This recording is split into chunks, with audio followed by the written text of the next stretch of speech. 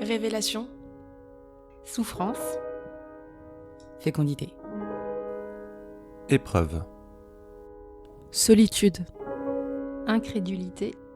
Crainte. Femme. Douleur, pleurs, espoir. Solidarité.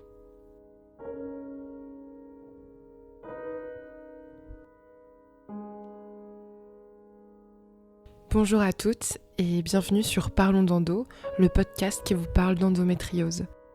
Aujourd'hui, nous allons commencer par ce jour où certaines d'entre nous ont appris qu'elles avaient de l'endométriose, comment est-ce qu'elles ont pris cette annonce et quels étaient les symptômes qui les ont mis sur la voie. Pour celles qui ne savent pas, parce que je suis certaine qu'il y en a dans ce cas, si elles ont de l'endo ou pas, et qui écoutent ce podcast pour essayer de trouver des réponses. J'espère que vous trouverez les réponses que vous attendez, mais si ce n'est pas le cas, vous pouvez aller vous référer au site d'EndoFrance, endofrance.com, où il y a beaucoup d'informations. Et si vous ne trouvez toujours pas ces réponses, vous pouvez aussi contacter EndoFrance avec l'adresse qu'il y a sur leur site. Pour commencer cet épisode, j'ai posé la question à une femme qui est une amie, mais que je savais non informée sur l'endométriose, alors que autour d'elle, certaines femmes en ont. Je lui ai demandé si elle savait ce que c'était un peu concrètement et quels étaient les symptômes. Et sa réponse est hésitante et un peu gênée. Et je pense que c'est pour ça que c'est important qu'on en parle, parlons d'endo, parce que ça permettra aussi de fluidifier nos dialogues et d'améliorer nos échanges et donc nous, notre place dans la société et dans nos vies. Je peux dire des mots-clés. Bon, je crois que c'est pas possible chez un homme. Je crois que pour moi, en fait, l'image qui me vient tout de suite, c'est le sang. Et non, mais j'en sais quand même un petit peu, mais ça fait mal. Oui, ça fait mal au ventre, oui. Bon, on l'a beaucoup entendu. C'est vrai, j'ai mal pendant mes règles, mais c'est normal d'avoir mal pendant ses règles. Non, mais en fait, c'est les symptômes de saignement abondant, j'imagine, de mal-être. J'imagine que tu peux même avoir des malaises ou même avoir envie de vomir tellement le mal te prend au ventre.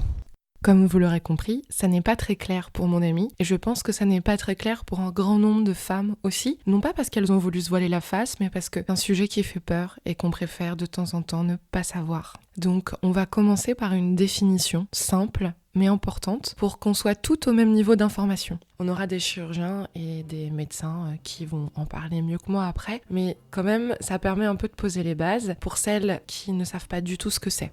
Je vais la lire, c'est dans le petit livre sur les idées reçues sur l'endométriose écrit par le professeur Chaperon. Elle est liée à une localisation anormale du tissu endométrial. L'endomètre est la muqueuse qui tapisse la face interne de l'utérus. Ce tissu se nomme endométriose lorsqu'il est retrouvé en dehors de l'utérus. Comme l'endomètre, il est sensible aux variations hormonales. Il va augmenter de taille et d'épaisseur sous stimulation œstrogénique et se désagréger lors de la période des règles. L'endomètre normal qui tapisse la cavité utérine va pouvoir s'évacuer par le vagin, ce sont les règles, alors que le produit de dégradation de l'endométriose reste piégé dans la cavité abdominale. Il va alors induire une réaction de l'organisme, entraînant une inflammation locale. Et cycle après cycle, les lésions d'endométriose se développent, grossissent, ainsi que les conséquences de la réaction de l'organisme. L'inflammation augmente. Cette pathologie reste très lentement évolutive et il faut souvent de nombreuses années pour que les lésions deviennent clairement visibles sur les examens d'imagerie. Bon voilà, c'était un peu laborieux. Avec mes mots, les règles qui s'évacuent normalement sont régurgitées par les trompes et des cellules de règles, d'endomètre, vont aller se coller à des organes. Ça peut être votre intestin, ça peut être votre vessie, ça peut être votre côlon, ça peut même être les poumons ou le cerveau. Et en fait, ces cellules vont quand même saigner au rythme des règles, sauf que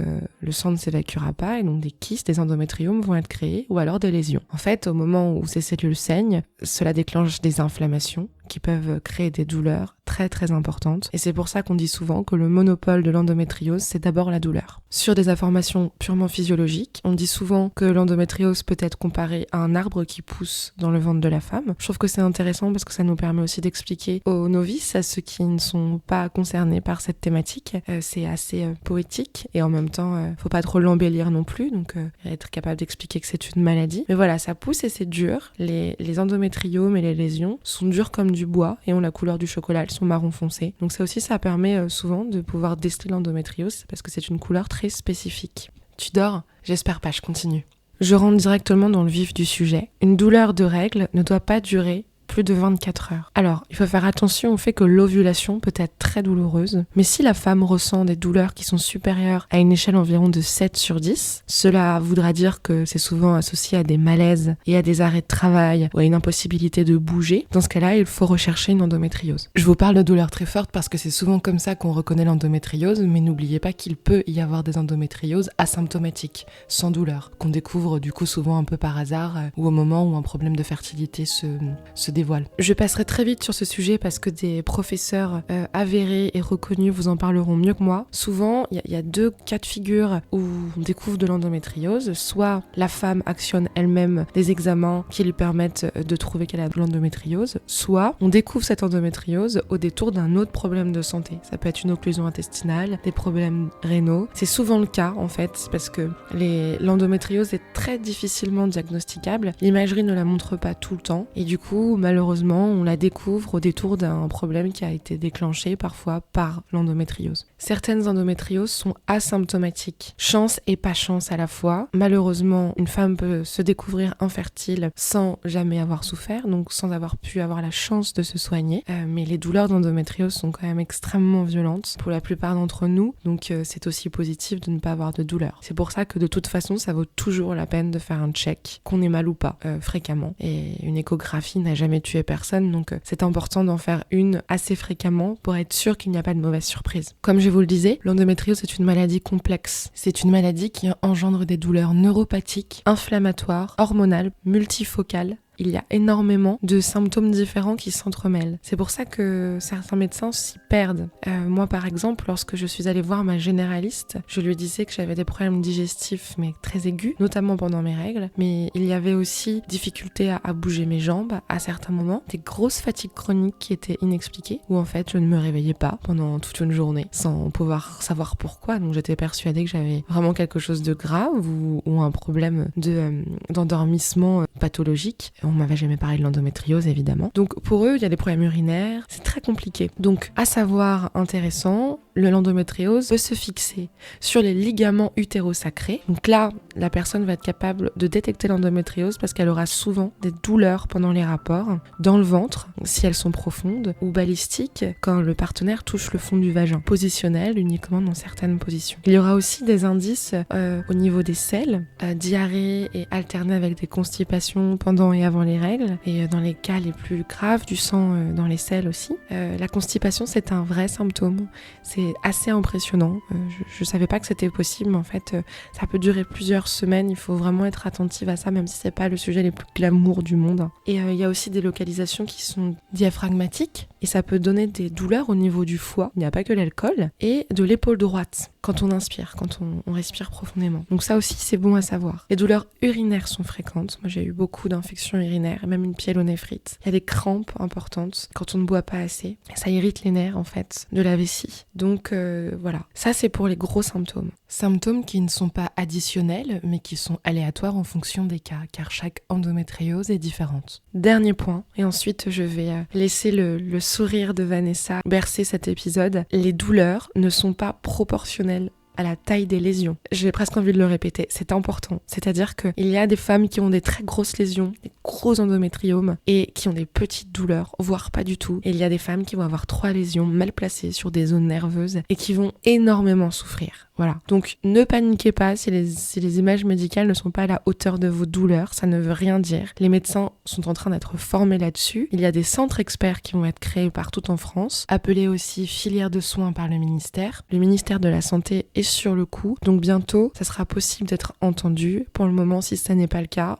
fiez-vous à ça parce que c'est important de le savoir. Pour les étapes de diagnostic, je vais faire vite parce qu'on en reparlera. Première intention, une échographie pelvienne. Deuxième intention, une IRM, si on veut vérifier, si on n'a rien trouvé ou si on a besoin de voir plus. Et troisième intention, uniquement, peut-être une célioscopie diagnostique, donc la chirurgie, mais attention à manipuler, à accepter avec parcimonie parce que la chirurgie peut aussi développer de nouvelles douleurs ou créer de nouvelles adhérences. Donc ça doit être fait dans un cas qui est absolument nécessaire. Et aujourd'hui, la célioscopie est un peu trop prescrites. Et les femmes ne savent pas en fait qu'elles vont avoir des douleurs ensuite, qui vont peut-être, pas systématiquement, mais en tout cas, ce n'est pas la première intention pour diagnostiquer l'endométriose, et loin de là. Un petit complément sur ce délai de diagnostic, puisque vous avez dû l'entendre, environ 7 ans séparent le début des douleurs du diagnostic, ce qui n'est pas normal, c'est extrêmement long, aujourd'hui encore. Mais ce délai de diagnostic doit être séparé en deux. Il n'y a pas que la responsabilité des médecins. Il y a bien sûr cette responsabilité-là où le corps médical n'est pas assez informé et éduqué sur la question de l'endométriose,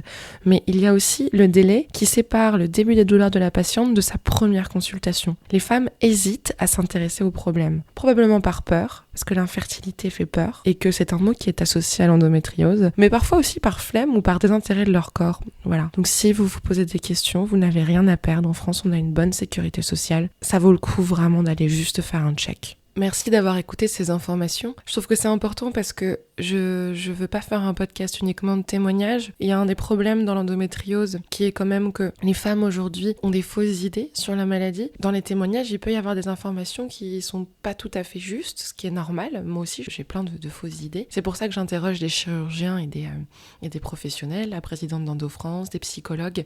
C'est pour remettre aussi un peu les choses en place et infirmer ou confirmer les informations qu'on a. Il y aura des témoignages, mais la base du podcast est quand même d'essayer de vous nourrir pour que vous ayez les clés pour continuer à avancer sereinement. Voilà pour les informations théoriques nécessaires à l'appréhension de ce podcast. On va écouter tout de suite Vanessa, une jeune femme pétillante que j'ai rencontrée dans un salon de coiffure. 2 jours après avoir appris que j'avais de l'endométriose, j'étais effondrée, vous l'imaginez bien. J'avais pas du tout pris le recul nécessaire, donc je savais absolument pas à quelle sauce j'allais être mangée. Et en fait, je me suis mise à pleurer pendant qu'elle me coiffait. Et elle m'a demandé ce que j'avais. Et je lui ai expliqué. Et en fait, elle venait de se faire opérer d'une chirurgie très lourde, gastro.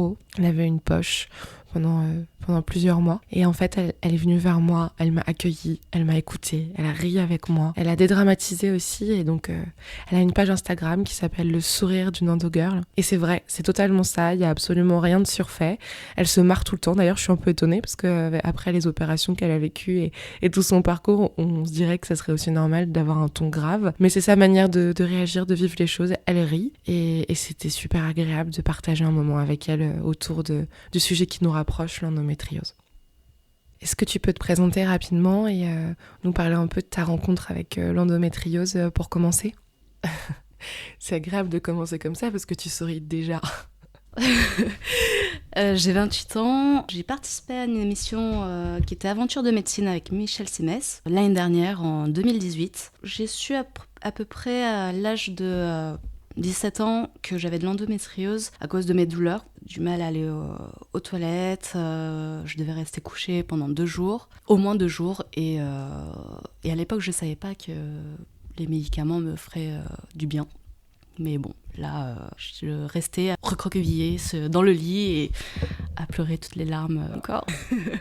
Et le jour où ça m'a fait déclic, c'est que j'en parlais avec une de mes collègues à l'époque quand j'étais en alternance de coiffure. Et on parlait des règles et elle me disait « Ouais, moi pendant les règles, bon c'est pas très glamour, hein, mais j'ai la diarrhée généralement, enfin voilà, ça, je peux aller aux toilettes tranquillement. » Je fais « Ah bon ?»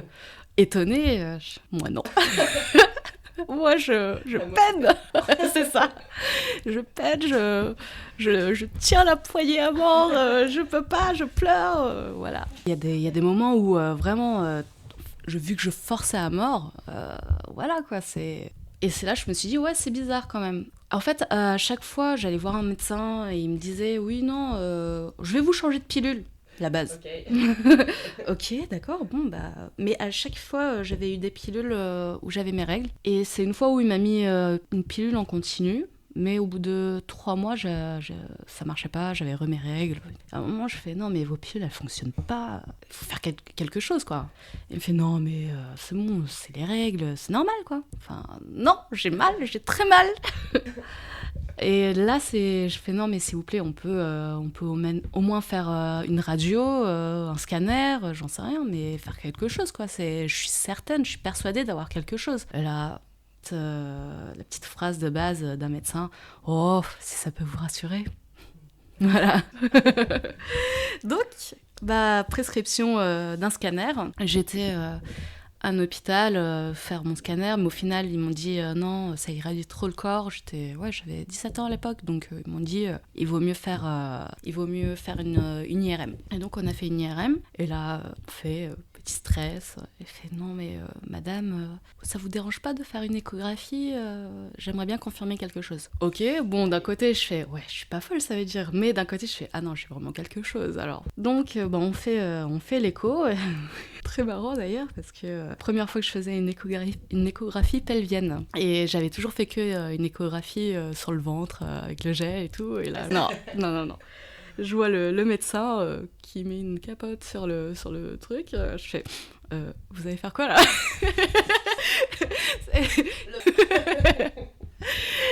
Et là elle fait je fais, vous allez mettre de là? Elle fait oui. Je fais ah d'accord. Bon, allez.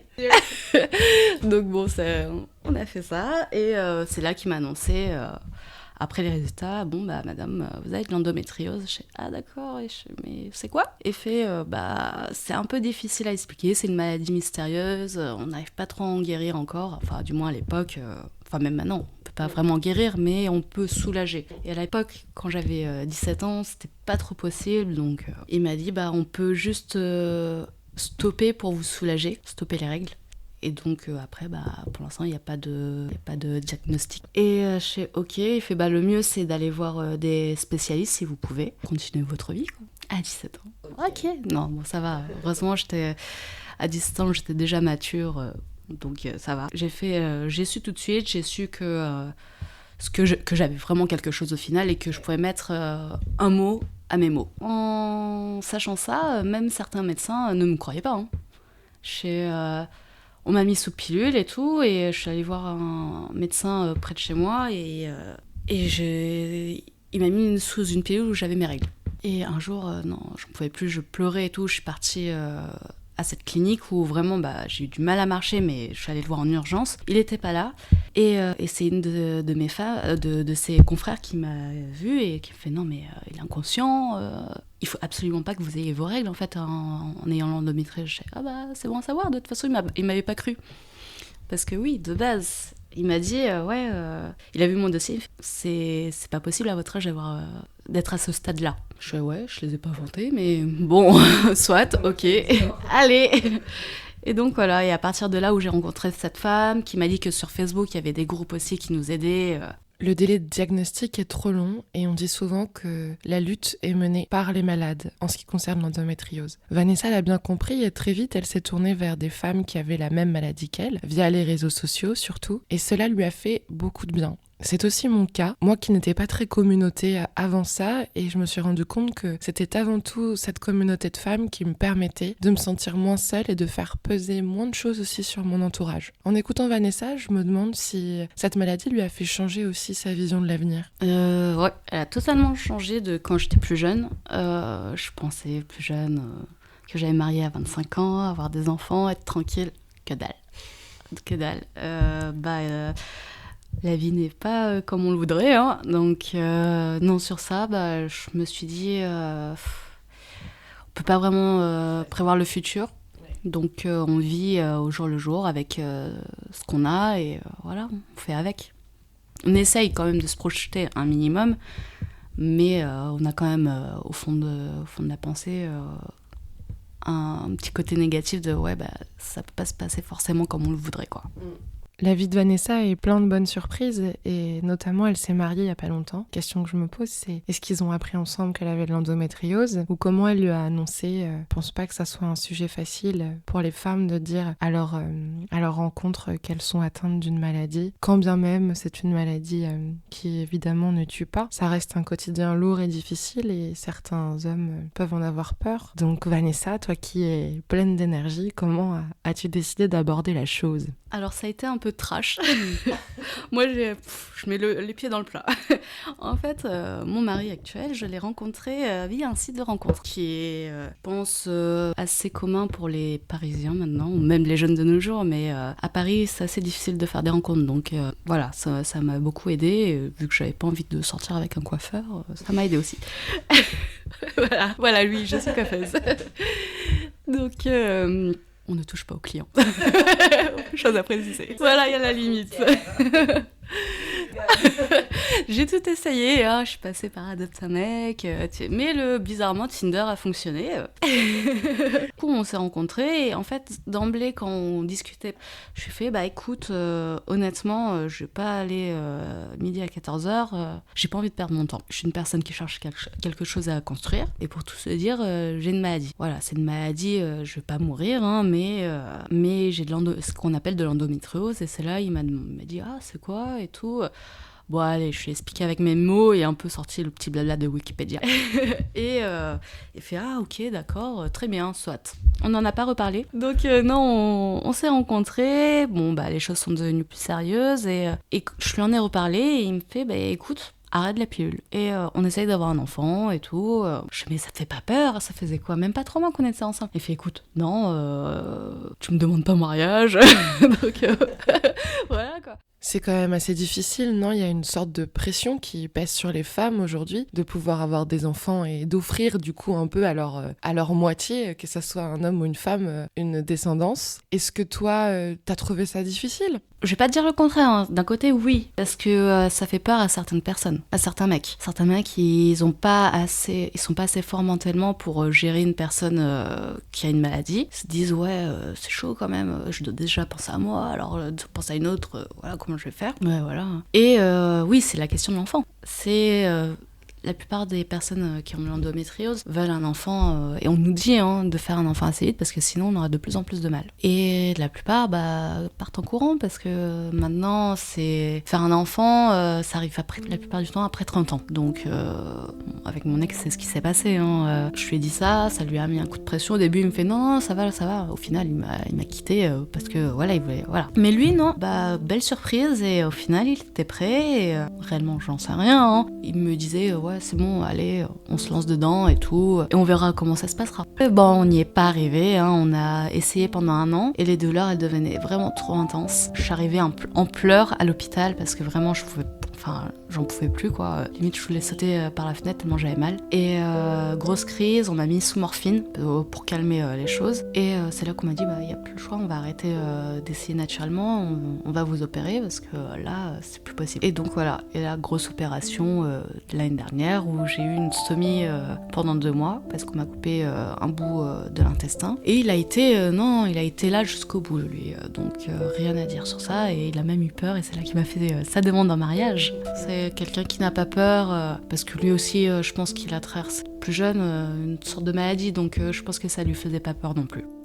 Merci beaucoup Vanessa d'avoir accepté de te confier à nous dans les moindres détails sur ton parcours, ton combat, avec joie et bonne humeur. Je voulais annoncer aux auditrices, j'espère que tu m'en voudras pas, mais j'ai pas pu te poser la question quand on s'est vu parce que tu ne le savais pas, que tu étais enceinte. Voilà, donc ce que tu dis est vrai, ne jamais abandonner, je pense que ton état d'esprit joue beaucoup. Cette force, cette joie qu'on a toutes pu entendre, et c'est inspirant pour moi et j'espère pour d'autres. C'est pour ça que j'ai voulu te mettre en premier épisode aussi, pour que tu puisses nous insuffler ce mojo qui t'a accompagné. J'espère que cet épisode vous a plu. S'il vous a plu, n'hésitez pas à vous abonner à la page Instagram Le Journal de l'Endométriose qui retrace les actus du podcast et d'autres petits conseils et clés que j'ai pu moi expérimenter ou qu'on m'a évidemment donné en conseil. Je vous rappelle que si vous n'avez pas trouvé les informations dans ce podcast que vous attendiez, ce qui est possible, il y a pas mal d'épisodes qui arrivent par la suite, mais vous pouvez aussi aller consulter le site d'EndoFrance qui est extrêmement complet et les contacter aussi à l'adresse qui figure sur leur site en cas de besoin, de questions, d'envie de s'impliquer. C'est vraiment une association qui est très très humaine et très très proche des malades, donc n'hésitez pas. On se retrouve pour l'épisode 2 très rapidement. Ça sera Yasmine Kando qui sera avec nous, la présidente d'EndoFrance justement, et qui nous parlera à son tour de son combat, mais aussi des choses qui sont mises en place pour pouvoir lutter contre l'endométriose et mieux vivre avec soi-même. Merci à toutes et à très vite.